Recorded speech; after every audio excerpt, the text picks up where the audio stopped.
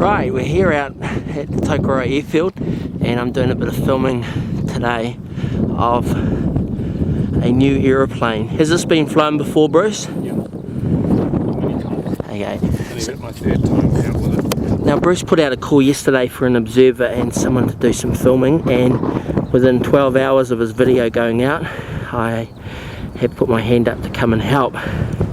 Obviously that invitation goes wider than just Tokoroa, and it's a bit of a privilege to observe for Bruce. So he's charged the battery, he's got his transmitter and his receiver synced in, and what are we going to see from this? What is this, the trainer, is it? The FMS Easy Trainer. And how many meters per wind coming from the north? Meters per second? No idea. Just checking the flights. Okay. Pre-flight check.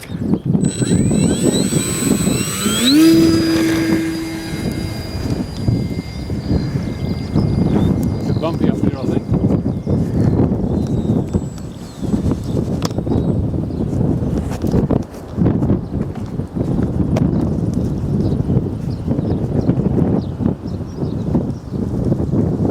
So this is where Bruce flies backwards, and it's backwards relative to the ground. It's just that the wind is going past the ground faster than is required for the airspeed to stay aloft on the aeroplane, and so it then moves backwards relative to the ground, but it's still going through the air at a certain airspeed. So the airspeed is less than the wind speed, is what I'm saying, in other words.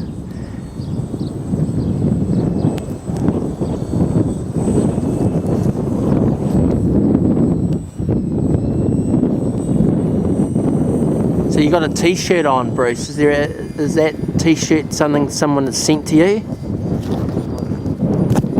And it's something about 9xforums.com, expanding possibilities.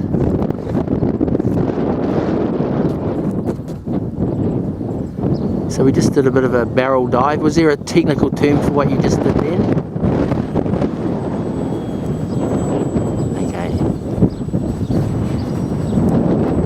So at the moment the plane is just sitting on top of your hat with a couple of clouds either side of it. It's quite cool. So as he gets higher in altitude I get bendier in my knees.